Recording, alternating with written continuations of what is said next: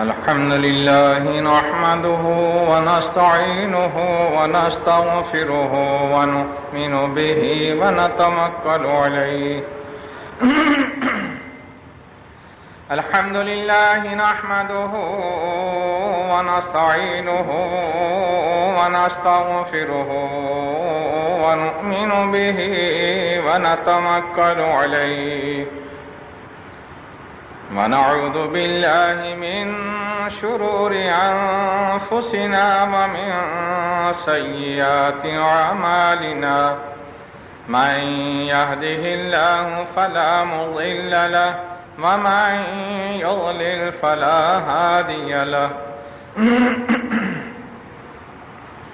وأشهد أن لا إله إلا الله وحده لا شريك له وأشهد أن محمدًا عبده ورسوله صلى الله عليه وآله وسلم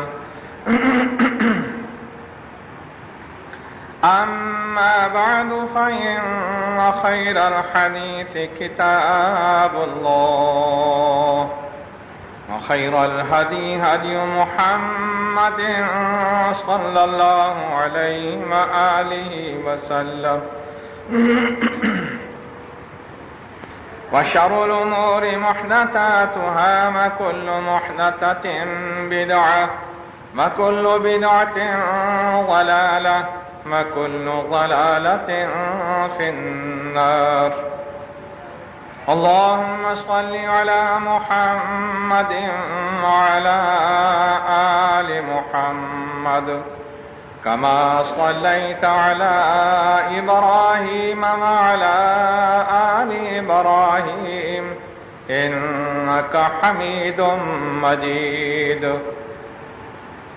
اللهم بارك على محمد وعلى آل محمد كما باركت على إبراهيم وعلى آل إبراهيم إنك حميد مجيد. طارق صاحب وہ سریا پیچھے کر دیجیے، آنے والوں پہ لگے گا. منہ اٹھا ہوا ہے نا جس کا، اس کو پیچھے کر دیجیے. أما بعد فأعوذ بالله من الشيطان الرجيم بسم الله الرحمن الرحيم إنما ذلكم الشيطان يخوفكم أولياءه فلا تخافوهم وخافون إن كنتم مؤمنين.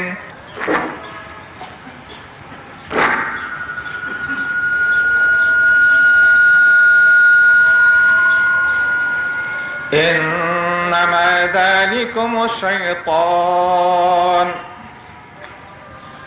یہ شیطان ہی ہے جو یخوفکم اولیاء، تمہیں اپنے ساتھیوں سے ڈراتا ہے. فلا تخافوہم، تم اس کے ساتھیوں سے مت ڈرو. وخافون، اور مجھ سے ڈرو. ان کنتم مؤمنین، اگر تم ایماندار ہو.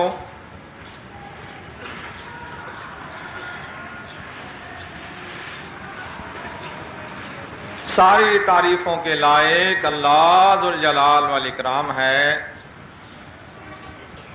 جناب رسول اللہ صلی اللہ علیہ وآلہ وسلم پر ان گنت درود و سلام. سورہ آل عمران کے اندر اللہ تبارک و تعالی نے فرمایا انما ذالکم الشیطان، شیطان تمہیں اپنے ساتھیوں سے ڈراتا ہے. فلا تخافوہم، تم اس کے ساتھیوں سے نہ ڈرنا. وخافون، اور مجھ سے ڈرنا. ان کنتم مؤمنین، اگر تم ایماندار ہو. اللہ ذوالجلال والاکرام نے فرمایا کہ اگر تمہارا ایماندار ہونے کا دعویٰ ہے تو تم مجھ سے ڈرو، شیطان تمہیں اپنے ساتھیوں سے ڈرانا چاہتا ہے، ان سے نہ ڈرو۔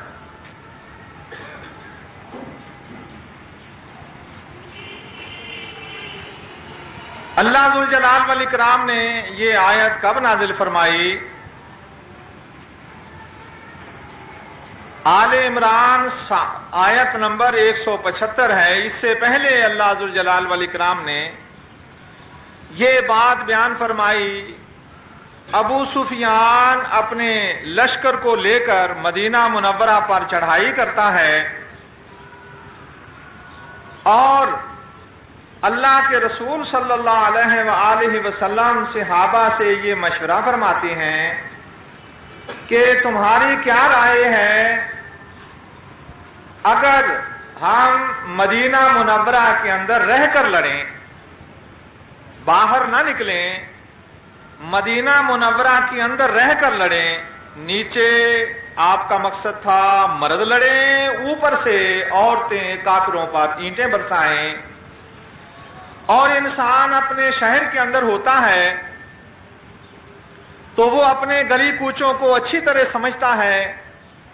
پھر اگر یعنی اس وقت جو لڑائی تھی وہ دو بدو تھی، دستی جنگ تھی، قوت کا مظاہرہ ہوتا تھا۔ گلی ہے تو اگر 10 آدمی گلی کے اندر کھڑے ہیں اور ادھر 500 آدمی ہیں تو یہ 10 آدمی 10 سے لڑیں گے تو سامنے آئے گا، باقی جو 500 ہے وہ تو پیچھے کھڑا ہے، جب سامنے آئے گا تو اس وقت لڑائی کی نوبت آئے گی۔ یعنی آپ کی سپاہیانہ صلاحیت، آپ کا جنگی شعور، آپ کا سپہ سالاری والا ادراک سمجھ، یہ کتنی زبردست۔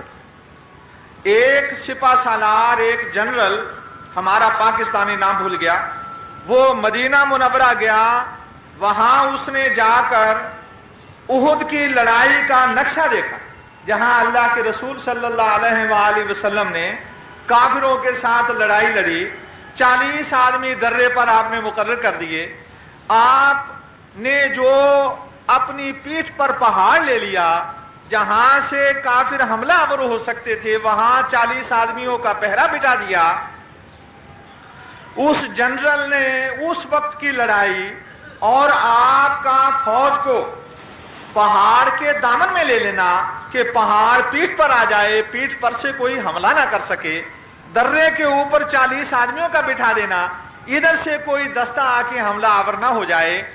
جنرل نے یہ ساری باتیں دیکھ کے کہا کہ میں فوجی جنرل ہوں، لیکن مجھ سے بہترین فوجی جنرل وہ تھا جس نے اس طرح اپنی فوج کو یوں پہاڑ کے دامن میں لے لیا کہ پیٹھ پر پہاڑ ہے اور سامنے دشمن ہے، پیچھے سے حملہ نہ کر سکے۔ میں اس فوجی جنرل، اس سپہ سالار کی جنگی صلاحیت کو داد دیتا ہوں۔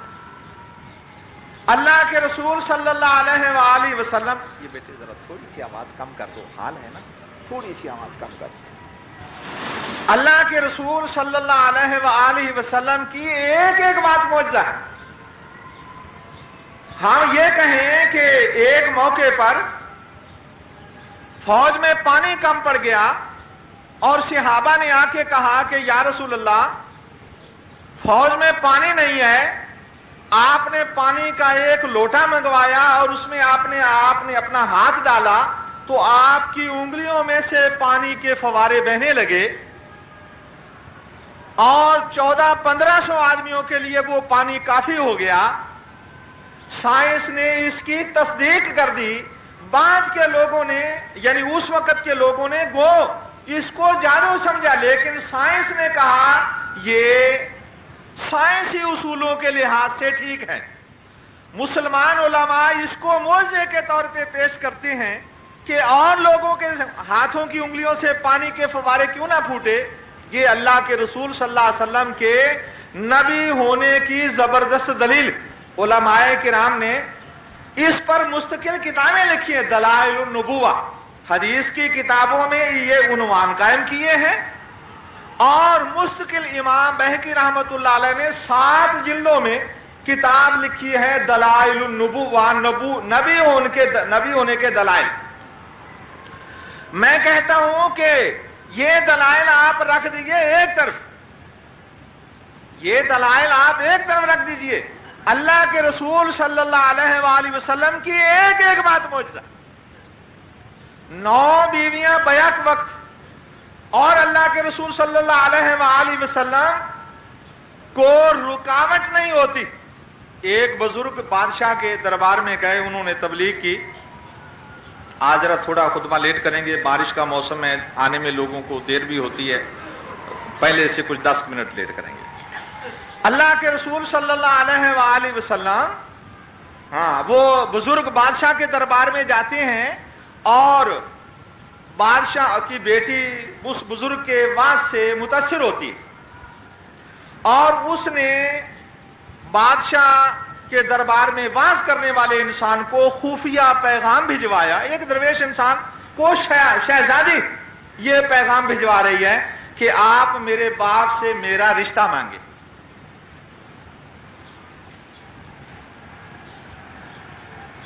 بادشاہ کی بیٹی کا یہ پیغام آیا، اس بزرگ نے پڑھا، اس نے رکا لکھا شہزادی کو کہ میں اگر شادی کر لوں گا تو دین کی تبلیغ میں رکاوٹ پڑ جائے گی، میں شادی کرنا نہیں چاہتا۔ ایسے محدثین گزرے ہیں، امام بخاری رحمۃ اللہ علیہ نے شادی نہیں کی، امام ابن تیمیہ رحمۃ اللہ علیہ نے شادی نہیں کی، اور انہوں نے یہ دلیل پیش کی، اللہ کے رسول صلی اللہ علیہ وسلم نے فرمایا من استطاع منکم الباءۃ فلیتزوج، بخاری مسلم کی حدیث ہے کہ جو شخص شادی کر سکتا ہے وہ کرے۔ وہ کہنے لگے آپ نے شرط لگائی ہے جو کر سکتا ہے اور ہم کر نہیں سکتے، دینی مشاغل رکاوٹ ہیں۔ میرا عرض کرنے کا مقصد، شہزادی نے کہا کہ اتنے کم ہمت انسان سے میں شادی کرنا بھی نہیں چاہتا۔ یہ اس نیک عورت کا اونچا خیال تھا، شہزادی ہے اور ایک درویش سے شادی کرنا چاہتی ہے۔ حضرت انس رضی اللہ تعالیٰ عنہ اپنے گھر میں بیان کرنے لگے، ایک دفعہ اللہ کے رسول صلی اللہ علیہ وسلم بیٹھے تھے اور ایک عورت آئی اور کہنے لگی یا رسول اللہ اگر آپ مجھ سے شادی کرنا چاہیں تو میں بالکل تیار۔ حضرت انس رضی اللہ عنہ کی صاحبزادی کہنے لگی توبہ توبہ کتنی بے حیا عورت تھی، بھری مجلس کے اندر آ کے اس نے یہ کہہ دیا۔ حضرت انس رضی اللہ عنہ نے بڑی بری طرح ڈانٹا اپنی بیٹی کو۔ ایک عورت اللہ کے پیغمبر سے رشتہ کرنا چاہتی ہے، نیک انسان سے، اور تم اس کو بے حیا کہتی ہو، تم اس سے وہ بدرجہ بہتر تھی، بہت اونچی عورت تھی وہ۔ یعنی ایک عورت اتنا عمل نہیں کر سکتی، اگر اللہ کے پیغمبر کے رشتہ ازدواج میں آ جاتی ہے، وہ اللہ کے پیغمبر سے اس کی شادی ہو گئی، تو جہاں اللہ کے پیغمبر رہیں گے جنت میں وہ وہیں میں رہے گی۔ خود عمل کر کے اتنا اونچا درجہ نہیں پا سکتی عورت۔ یہ کتنی اونچی بات اس نے سوچی۔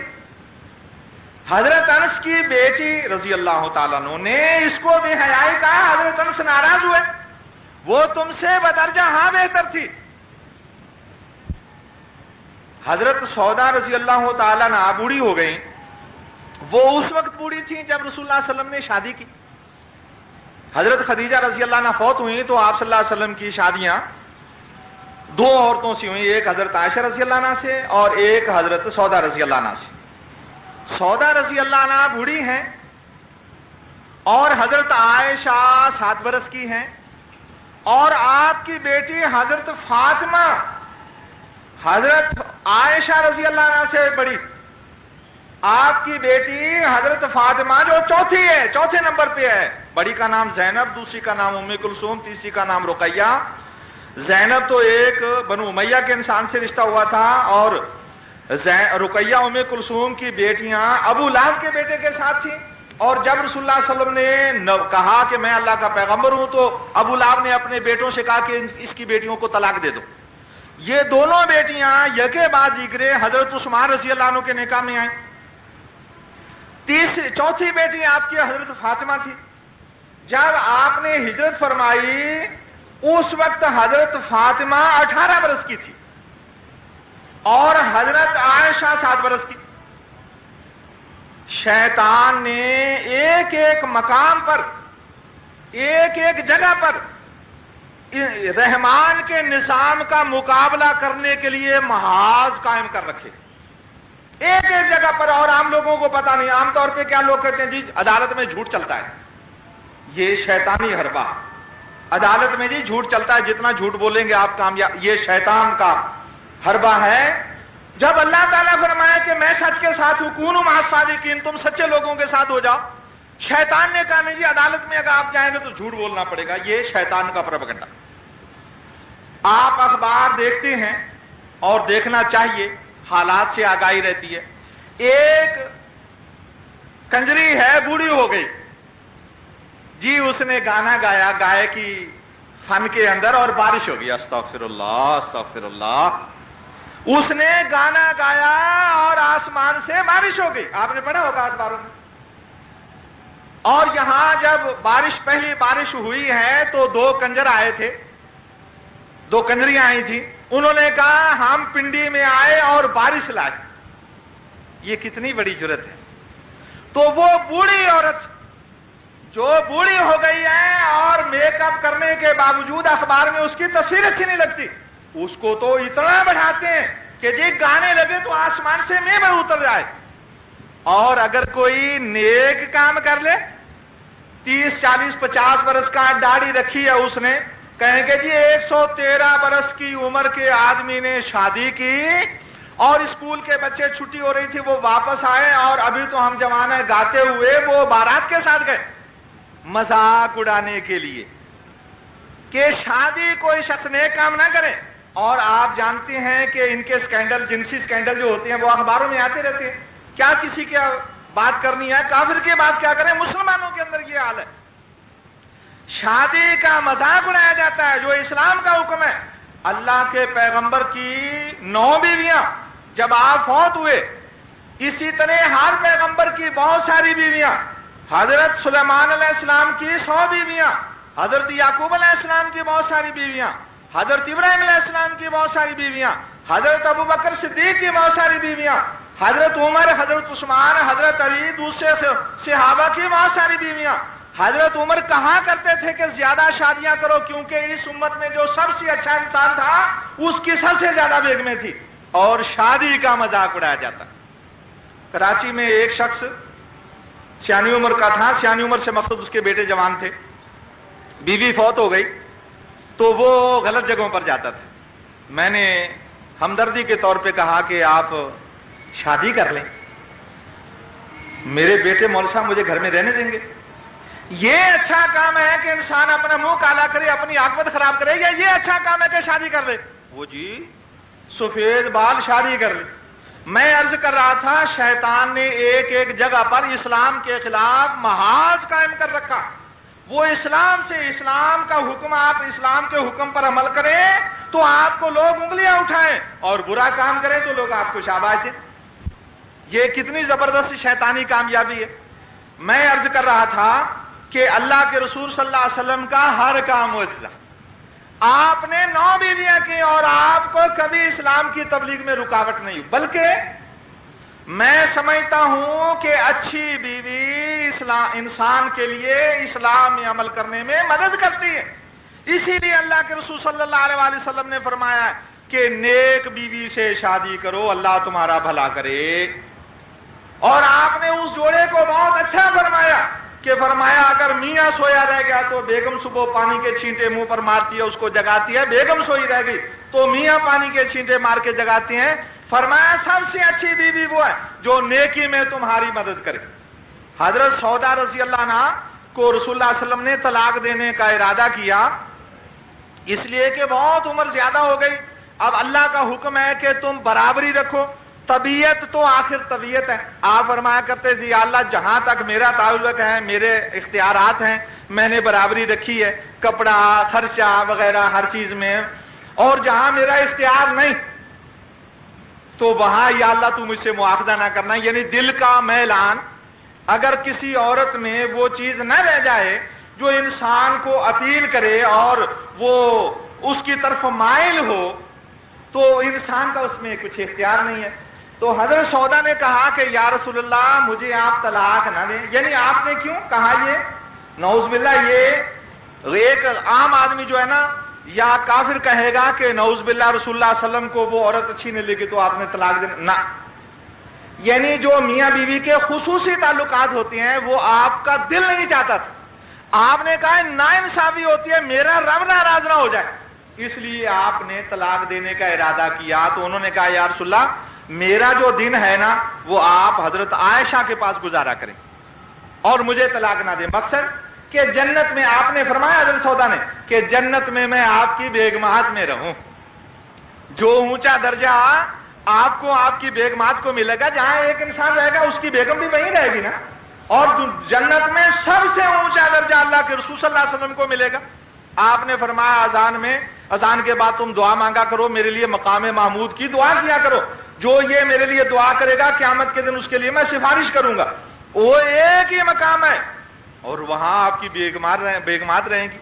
میں کہہ رہا تھا کہ آپ کا ہر ایک کام معجزہ. اللہ کے رسول صلی اللہ علیہ وآلہ وسلم کی وہ جنگ سپہ سالار نے دیکھی تو کہنے لگا کہ میں اس ہستی کو داد دیتا ہوں، اس کی عظمت، اس کی سمجھ کو سلام کرتا ہوں جس نے اس سچویشن کے اندر جنگ لڑی، اپنی فوج کو اس طرح دشمن کی یلغار سے روکا.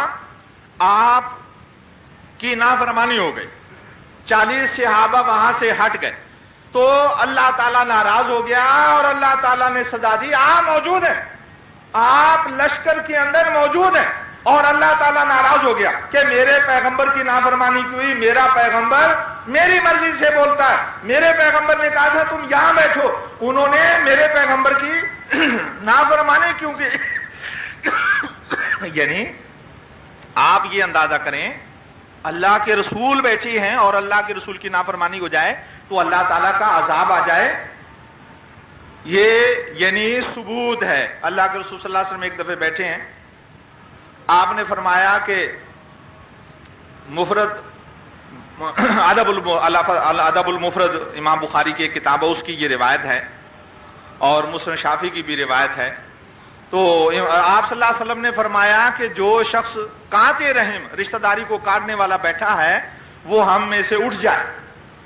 ایک بھتیجا اٹھا، بھتیجا تھا یا بھانجا تھا، خالہ یا پھوپھی کے پاس گیا کہ پھوپھی جان آپ مجھے معاف کر دیں.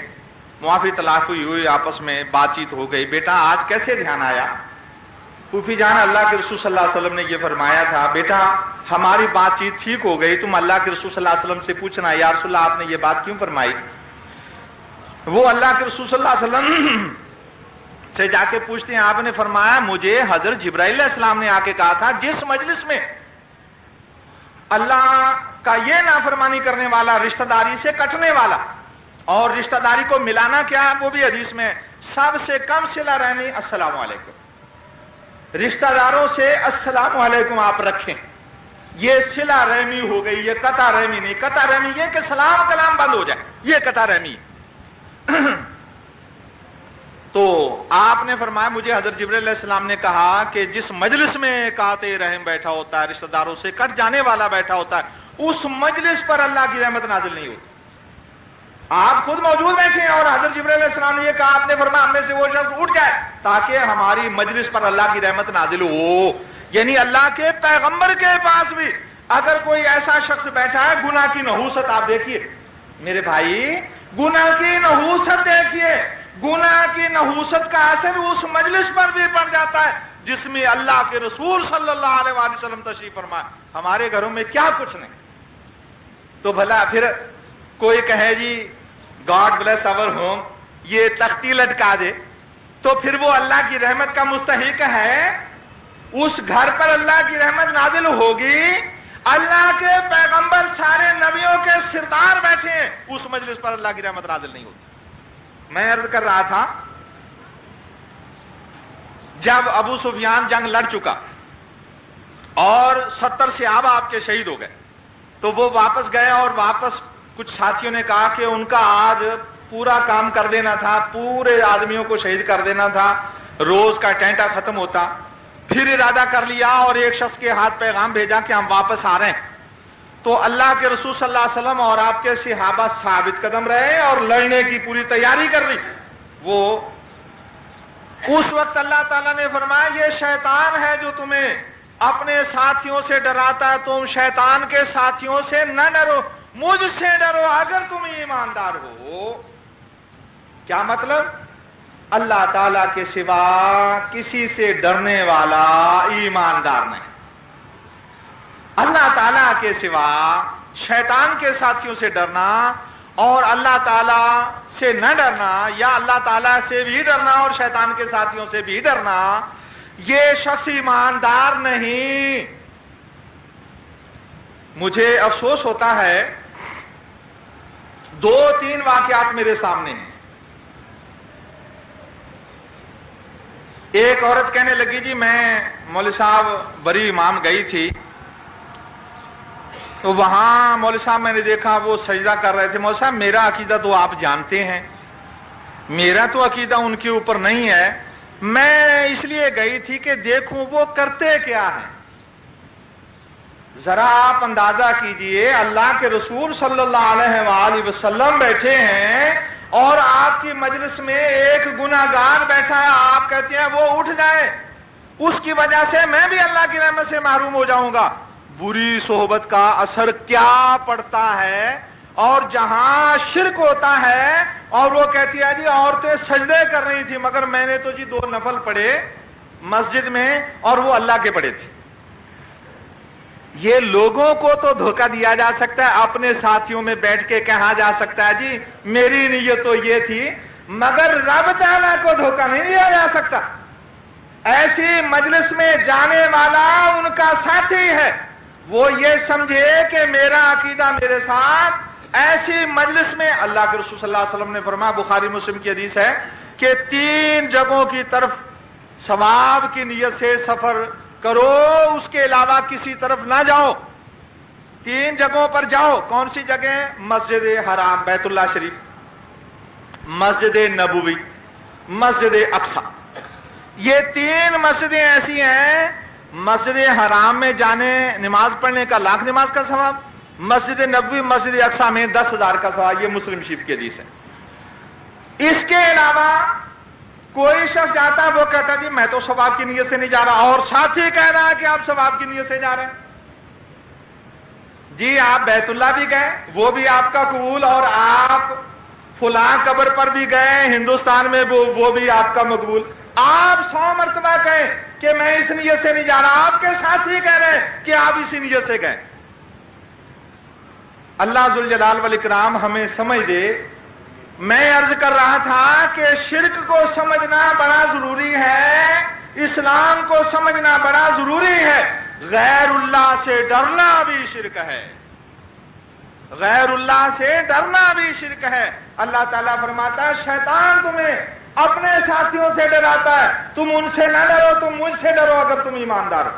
سبحان ربک رب العزت عما یصفون والسلام علی المرسلین والحمد للہ. الشیطان الرجیم بسم اللہ الرحمن الرحیم. انما يعمر مساجد الله من آمن بالله واليوم الآخر وأقام الصلاة وآتى الزكاة ولم يخش إلا الله.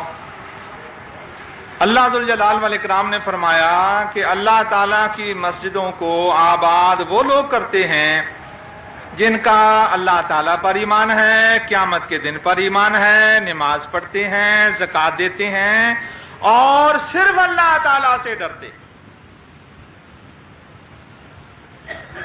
میں یہ بتانا چاہتا ہوں کہ ڈر اللہ ذوالجلال والاکرام کا حق. ڈر کی 4 قسمیں. جس ڈر کو شریعت شرک کہتی ہے وہ یہ ڈر ہے کہ کوئی شخص کسی بت سے، کسی دیوتے سے، کسی قبر والے سے یا تو اس نیت سے ڈرے کہ یہ میرا کچھ بگاڑ دے گا، یہ طاقت رکھتا ہے، اس میں اتنی پاور ہے یا اس نیت سے ڈرے کہ خود تو یہ میرا کچھ نہیں بگاڑ سکتا، لیکن اللہ تعالیٰ سے کہے گا اور اللہ تعالیٰ میرا بگاڑ دے گا، یہ صاحب کرامت ہے، اللہ کا مقرب ہے، یہ شخص شرک کرتا ہے۔ اس نیت سے اللہ ذوالجلال والاکرام کے سوا کسی اور سے ڈرنا، خود وہ نقصان پہنچا دے گا یا وہ اللہ تعالیٰ سے کہے گا، اللہ تعالیٰ اس کے کہنے سے نقصان پہنچا دے گا، یہ شرک ہے۔ اللہ ذوالجلال والاکرام نے حضرت ہود علیہ السلام کا واقعہ بیان فرمایا، سورہ ہود آیت نمبر 54-55، آپ دیکھیے گھر پہ جا کے۔ وہ کہنے لگے ان نقول الا اعتراک بعض آلہتنا بسوء، ہم تو یہی کہتے ہیں کہ اے ہود تمہیں ہمارے بزرگوں کی بد دعا لگ گئی ہے، تم دیوانے ہو گئے ہو کہ ان کے خلاف بولتے ہو کہ اللہ کے سوا نہ کوئی سنوار سکتا ہے، نہ بگاڑ سکتا، نہ دے سکتا ہے، نہ چھین سکتا۔ یہ تمہیں ہمارے دیوتاؤں، ہمارے بزرگوں، ہمارے اولیاء اللہ، ہمارے پیروں کی بد دعا ہے۔ تو حضرت ہود علیہ السلام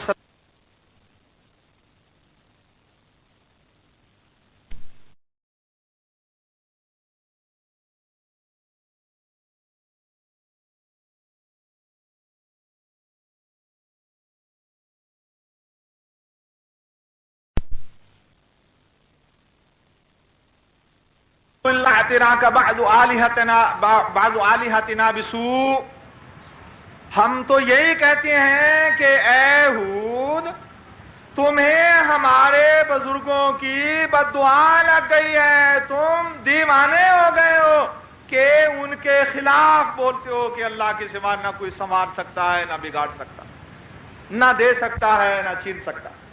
یہ تمہیں ہمارے دیوتاؤں، ہمارے بزرگوں، ہمارے اولیاء اللہ، ہمارے پیروں کی بد دعا ہے۔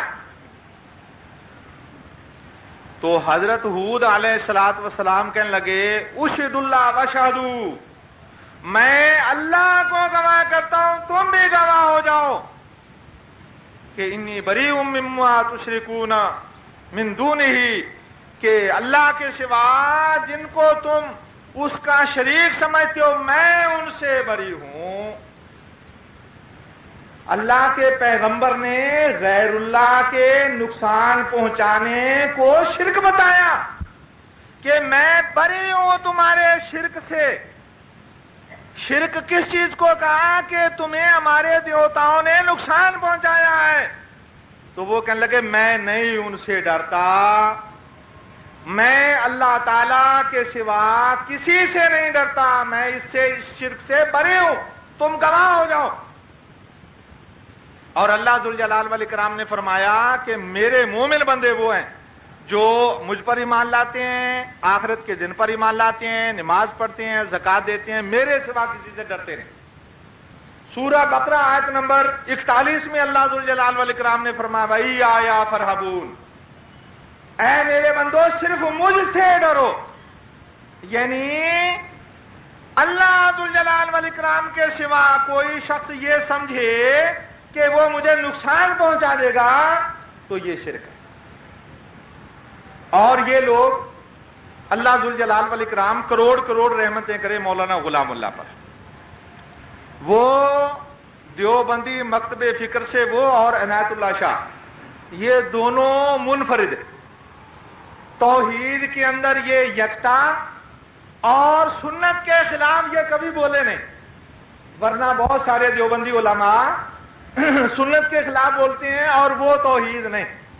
لا الہ الا اللہ محمد رسول اللہ پڑھتا ہے انسان تو مسلمان ہوتا ہے، اکیلے لا الہ الا اللہ پڑھنے سے مسلمان نہیں ہوتا۔ جب تک توحید کے ساتھ سنت کو نہیں کوئی ملاتا وہ مسلمان نہیں۔ کہ یہ دنیا کا ہر عالم فتویٰ دے گا اشہد لا الہ الا اللہ اکیلا پڑھ لے کوئی کافر، عیسائی، ہندو، سکھ، یہودی، سوشلسٹ، اور اشہد ان محمد عبدہ و رسولہ نہ پڑھے تو دنیا کا ہر عالم کہے گا یہ مسلمان نہیں، جب تک کہ سنت پر ایمان نہ لائے۔ مولانا غلام اللہ نے توحید پر اس شہر میں کام کیا، اللہ تعالیٰ ہی اس کا بدلہ دے گا۔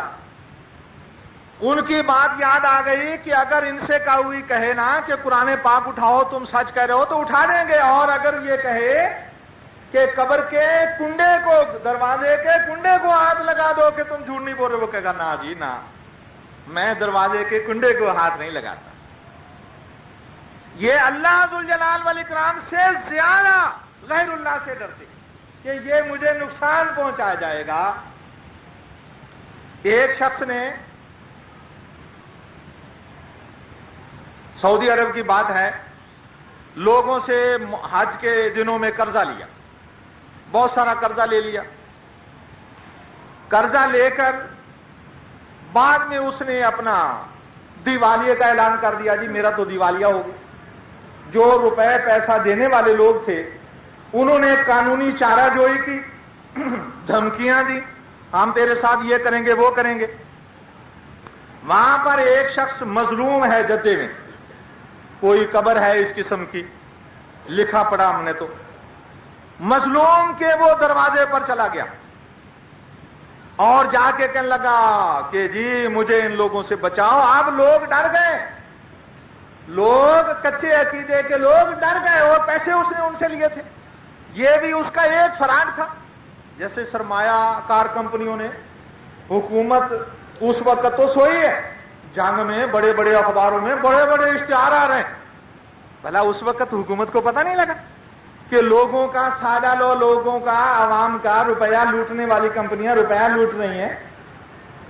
وہ سیانے کہتے ہیں جی کھلاؤ پلاؤ، پاکستان میں کیا کچھ نہیں ہوتا، کھلا پلا کے سب کچھ ہو جاتا ہے۔ میرا رب جو ہے اس بادشاہت کا شہنشاہ، وہ تو بیٹھا ہے نا، کھلا پلا کے کوئی غلط کام کر لے گا، مگر جانا تو بڑی عدالت میں ہے نا، وہاں تو کوئی افسر نہیں چھڑا سکے گا، نہ وہاں رشوت چلے گی نہ سفارش چلے گی۔ تو وہ اس قسم کے لوگوں سے اس نے فراڈ کیا کہ میں ان سے پیسے لیتا ہوں، مخدوم کے دروازے پر چلے جائیں گے۔ اور جب انہوں نے قانونی چارہ جوئی کی، اس کے گریبان پر ہاتھ ڈالنا چاہا تو بھاگ کر مخدوم صاحب کے دروازے پر چلا گیا۔ نا نا نا نا نا پیر صاحب چھوڑیں گے نہیں، چھوڑ دو جی چھوڑ دو، ہمیں روپے کی کوئی پرواہ نہیں، ہم سارے کے سارے غرق ہو گئے، ستیہ ناش ہو گیا تو پھر ہمارا کیا بنے گا؟ اللہ سے نہیں ڈرتے، غیر اللہ سے ڈرتے ہیں، یہ مشرک۔ اللہ تعالیٰ نے فرمایا وما یؤمن اکثرهم باللہ الا وهم مشرکون الا وهم یشرکون، یعنی وہ اللہ تعالیٰ پر ایمان بھی لاتے ہیں اور شرک بھی کرتے۔ یہ غیر اللہ سے، اگر کوئی کہنا حج پر لوگ جا رہے ہیں، حج پر، اور ان کو بدو دیہاتی لوٹ لیتے تھے، اور اگر کسی پیر کا نشان ہرا چولا یا کوئی پیر کا نام لے رہا ہے، لبیک اللہم لبیک، حج کا تلبیہ کہہ رہا ہے، لوٹ لو۔ اور اگر پیر کی قبر پر جا رہا ہے، وہ کلمہ بلند کر رہا ہے، نا نا نا نا نا، پیر صاحب ناراض ہو جائیں گے اور نقصان پہنچا دیں گے، ہم تو غرق ہو جائیں گے، ستیہ ناش ہو جائے گا۔ یہ لوگ شرک کرتے ہیں، یہ ڈرنا شرک ہے۔ اور ایک دوسرا ڈرنا ہے، وہ اللہ ذوالجلال والاکرام کی نافرمانی ہے، یہ ڈرنا تو شرک ہے، اور دوسرا ڈرنا اللہ تعالیٰ کو پسند نہیں۔ یعنی کس وقت کہ ایک بات حق کی بات ہے، اس وقت وہ شخص حق کی بات نہیں کہتا، لوگوں سے ڈر جاتا ہے۔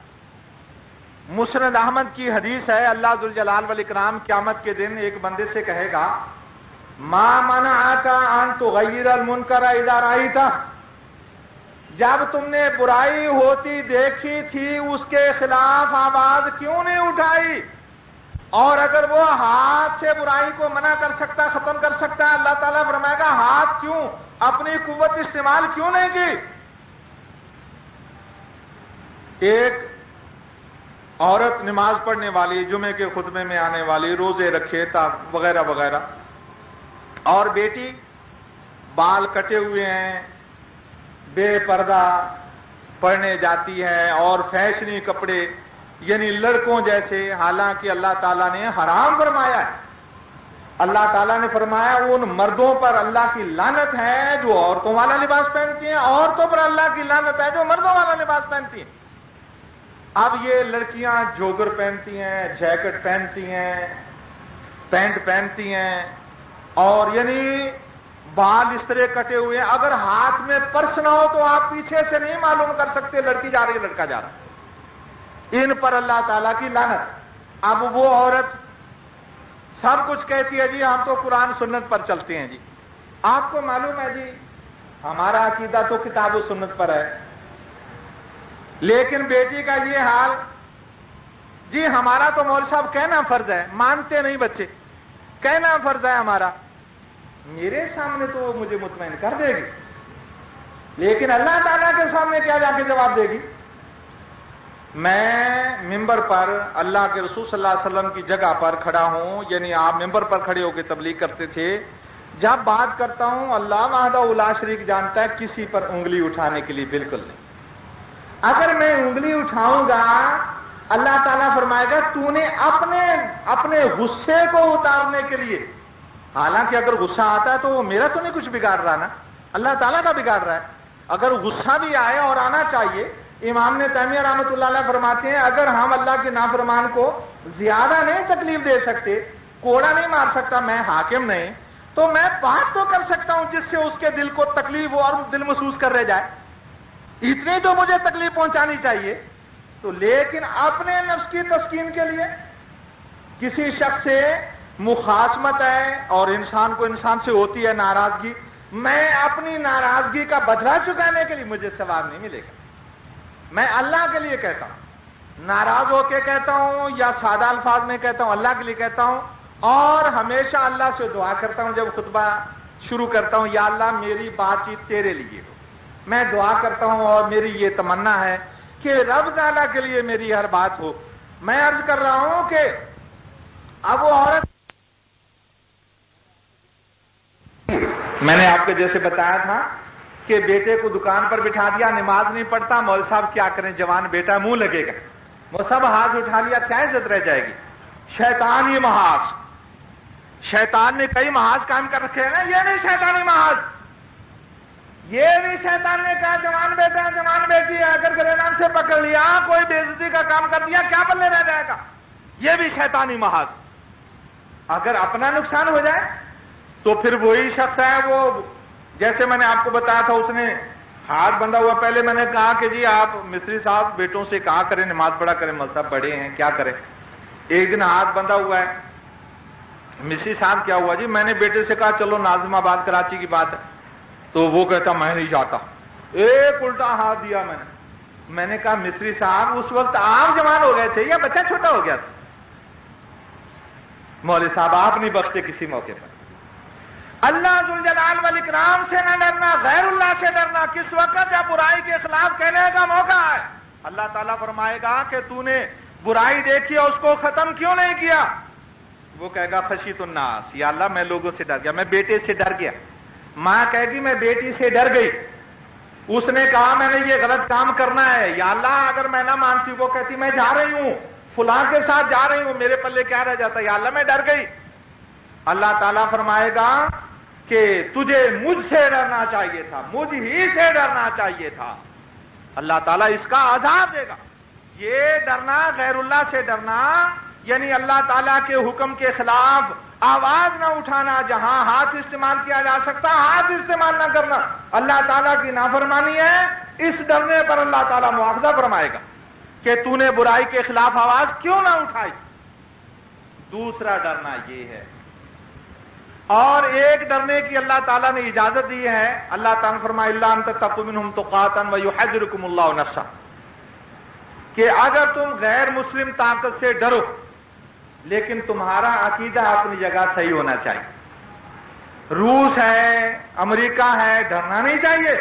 سچی بات یہ ہے اب ٹی وی سے اچھا فائدہ لیا جا سکتا ہے، اب اخبارات کے اندر لمبے چوڑے مضامین آتے، ایک برائی کے خلاف لکھنے والے لکھتے ہیں، وہ جنگ، نوائے وقت، ڈان، مسلم اور دوسرے اخبار، مسلم کو تو چھوڑیے، دوسرے اخبارات ہیں، ان میں برائی کے خلاف مضامین، برائی کے حق میں بھی مضامین آتے ہیں، برائی کے خلاف بھی مضامین آتے ہیں، لکھنے والے لکھتے ہیں، اور کہنے والے صدر صاحب، وزیر اعظم صاحب کے سامنے کہہ دیتے ہیں، اور اللہ کے مجاہد بندے تو دنیا میں رہیں گے نا۔ کیا حدیث ہے اس وقت تک قیامت نہیں آئے گی جب تک اللہ کہنے والا ہے۔ اور جب اللہ تعالیٰ نے قیامت لانا ہوگی تو پہلے اللہ تعالیٰ اپنے بندوں کو ختم کر دے گا، موت آ جائے گی ان کو، اور برے لوگوں پر قیامت آئے گی۔ تو اللہ کے بندے ہیں، وہ ہر میدان میں ہر جگہ پر دو ٹوک کہہ دیتے ہیں، مگر اب لوگ اتنے لمبے چوڑے مضامین پڑھتے ہی نہیں۔ بعض لوگ تو اخبارات نہیں پڑھتے، مگر ٹی وی ہر شخص نے گھر پہ رکھ رکھا۔ اگر اسلامی حکومت ہو جائے اور ٹی وی مسلمان ہو جائے تو ٹی وی کا رکھنا فرض ہو جائے گا، ٹی وی کا گھر پہ رکھنا فرض ہو جائے گا۔ دین کی تبلیغ ہو رہی ہے، ہر گھر میں اسلام کی آواز پہنچ رہی ہے، اور مختصر ہلکے پھلکے انداز میں لوگوں کو مسلمان بنایا جا سکتا ہے۔ اور پھر میں کہتا ہوں پاکستان تو بہت بڑا ہے، پاکستان کا ایک ضلع، میں کہتا ہوں ایک شہر اگر مسلمان ہو جائے، امریکہ اس کی کیا مجال ہے کہ وہ ہم پر اپنا فیصلہ ٹھونس سکے؟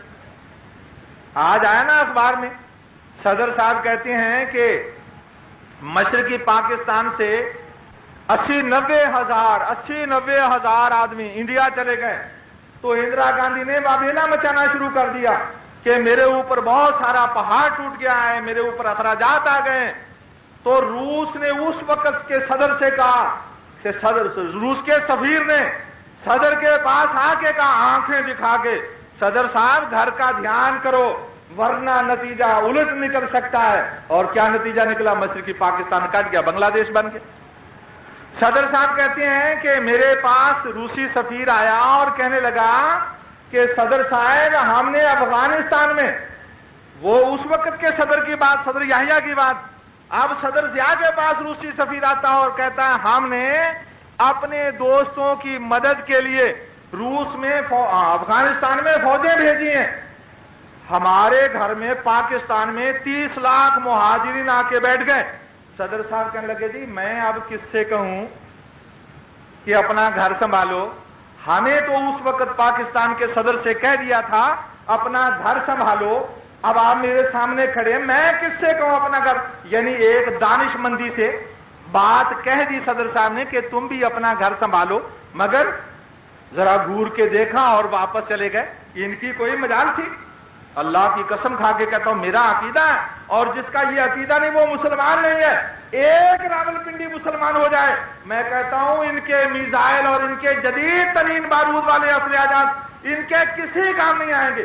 دعا کیا کرو یا اللہ امریکہ روس کو لڑا، اور جنگ روس میں ہو یا امریکہ میں، میدان جنگ یا روس بنے یا امریکہ بنے، یا اللہ ان کو لڑا آپس میں اور یہ غرق ہو اور مسلمان عالمی طاقت بنے۔ میں کہہ رہا تھا کہ یہ ڈر جو ہے نا، اگر کسی وقت مصلحت کے طور پہ ہمارے صدر صاحب یا ہمارے وزیر اعظم صاحب جب غیر سے بات ہوگی نا، ہمارا اختلاف صدر صاحب سے گھر میں، وزیر اعظم سے گھر میں بھائی کا بھائی سے، باپ کا بیٹے سے، بیٹے کا باپ سے اختلاف ہوا کرتا ہے، مگر وہ گھر میں رکھا جاتا ہے، اس کو اچھالا نہیں جاتا، سمجھدار لوگ اس کو اچھالتے نہیں۔ جب غیر ملک کے سربراہ سے، نمائندے سے ہمارا صدر بات کرے تو تم یہ کہو صدر صاحب ہم سب آپ کی پیٹھ پر ہیں۔ گھر میں صدر صاحب غلط کام کرے تو جیسے حضرت عمر کو ایک دیہاتی نے کہہ دیا تھا کہ کتاب و سنت کے خلاف آپ جائیں گے تو یہ تلوار ہوگی اور آپ کی کرنا۔ گھر کی بات گھر میں رکھیں، باہر جہاں بات ہو پوری قوم ان کے پیچھے ہونی چاہیے، ان کا دل تو بنا ہو۔ جب یہ کسی سے بات کریں تو یہ نہ کہیں کہ قوم بھی میرے مخالف اور یہ بھی میرے مخالف، دب کر بات کریں گے۔ قومی مفادات کی بات کرنے کا موقع ہے اور بٹھا لیا، سیاستدانوں کو بٹھا لیا، قومی معاملات پر بات کرنی، اس میں آپ پارٹیاں گن کر دیکھ لیتے، جمعیت علماء اسلام اور جماعت اسلامی کے سوا سب نے کہا جی دب جاؤ جی۔ بھائی روس جب افغانستان میں آیا وہ پوچھ کر آیا تھا، سمجھوتے پر دستخط کروا کے آیا تھا کہ آج ہم سے سمجھوتے پر دستخط کروا رہا ہے، اور لڑائی آپ کی افغان سے ہے، آپ افغان کے ساتھ بات چیت کریں، آپ ہمارے منہ پر کالک مر رہے ہیں اور دنیا میں مسلمان پاکستان کا امیج خراب کر رہے ہیں۔ میں کہہ رہا تھا کہ یہ ڈرنے کی بات نہیں ہے، اتنی بڑی مسلمانوں کی تعداد ہو، یہ ہماری بدعملیاں ہیں، اور اگر ہم کسی وقت ہمارے صدر مملکت یا ہمارے وزیر اعظم ایسی بات کر جائیں تو وہ مصلحت کے طور پر کرتے ہیں. ہم گھر میں کہیں گے کہ آپ ڈٹ جائیں، آپ مضبوط موقف اپنائیں، اللہ کی مدد آپ کے ساتھ ہے، پوری قوم آپ کی پیٹھ پر ہے، آپ دب کر نہ بات کریں. لیکن اللہ تعالیٰ فرماتا اگر تم کسی وقت کسی بڑی طاقت سے ڈر جاؤ، الا ان تتقوا منهم تقاتا ويحذركم الله نفسه، کہ اگر ان سے بچاؤ کرنے کی صورت کرو تو یہ ڈر نہیں میں گنوں گا، مگر میں تمہیں اپنے آپ سے ڈراتا ہوں کہ ان سے ڈرتے وقت میرے ڈر کو غالب رکھنا، میرے ڈر کو دل سے نہ نکال دینا اس وقت بھی. اور ایک ڈر درندے سے ہے. انسان کتے سے ڈرتا ہے جی، اس روڈ پر اس گھر میں کتا ہے ادھر سے دھیان سے جانا جی، جنگل میں جا رہا بھیڑیے شیر سے ڈرتا ہے. یہ ڈر فطری ڈر ہے اور اللہ تعالیٰ اس پر مواخذہ نہیں کرتا. میرا بتانے کا صرف یہ مقصد تھا کہ اللہ ذوالجلال والاکرام یہ فرماتا ہے کہ صرف مجھ سے ڈرو، یعنی سری طاقت، غیب کی طاقت میں مجھ سے ڈرو. میرے سوا کسی اور کے بارے میں یہ تم سمجھو کہ وہ پیر مجھے نقصان پہنچا دے گا، وہ قبر والا مجھے نقصان پہنچا دے گا، یا خود یا اللہ تعالیٰ سے کہہ کر، تو یہ شرک ہے. ایسا ڈرنا اللہ تعالیٰ کی نظر میں شرک ہے. انبیاء علیہ السلام نے قرآن پاک میں اس کو شرک کہا. سبحان ربک رب العزت عما یصفون. ہمارے نمازی مرزا محمد یوسف سوڑی گلی میں فروٹ کی دکان پر بیٹھتے تھے. وہ بیچارے فوت ہو گئے اور اللہ کے رسول صلی اللہ علیہ وسلم نے فرمایا کہ اللہ تعالیٰ کے فرشتے گواہی دیتے ہیں. میں ممبر پر کھڑا ہو کر ذاتی طور پہ گواہی دیتا ہوں وہ اللہ کا نیک بندہ، اللہ ذوالجلال اس کی مغفرت فرمائے، اللہ تعالیٰ اس کے گناہوں کو بخشے، اللہ تعالیٰ اسے جنت الفردوس میں جگہ دے. ایک ہمارے دوست ہیں، ان کی والدہ محترمہ بیمار ہیں، ان کے لیے دعا کیجئے. 3-4 دن سے بے ہوش ہیں، نیک گھرانہ ہے، اچھے لوگ ہیں، میں ان کی بڑی عزت کرتا ہوں. اللہ ذوالجلال والاکرام ان کو شفا بخشے. آپ اللہم انصر الاسلام والمسلمین، اللہم اعز الاسلام والمسلمین واذل الشرک والمشرکین ودمر اعداء الدین. اللہم اجعل کلمۃ الاسلام ہی العلیٰ واجعل کلمۃ الکفر ہی السفلی.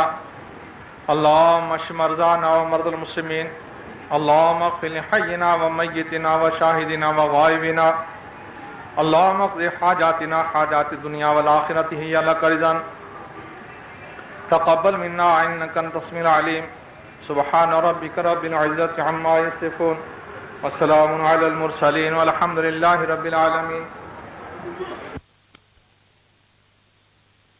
بے قرار ہیں عورتیں، تو جمعے رمضان کے اندر تو کم از کم ان کو جمعہ نصیب ہو، وہاں پر یہ جگہ سیمنٹ، سریا، اینٹیں، مزدوری کے لیے پیسے، یہ آپ زیادہ سے زیادہ اللہ کے نام کا چندہ دیں. اللہ تعالیٰ آپ کو اس کا اس دنیا میں بھی بدلہ دے گا اور آخرت میں بھی بدلہ دے گا. اللہم انصر الاسلام والمسلمین، اللہم اعز الاسلام والمسلمین واذل الشرک والمشرکین ودمر اعداء الدین. اللہم اجعل کلمۃ الاسلام ہی العلیٰ واجعل کلمۃ الکفر ہی السفلی. اللہم اشف مرضانا ومرضى المسلمین. اللہم اغفر لحینا ومیتنا وشاہدنا وغائبنا.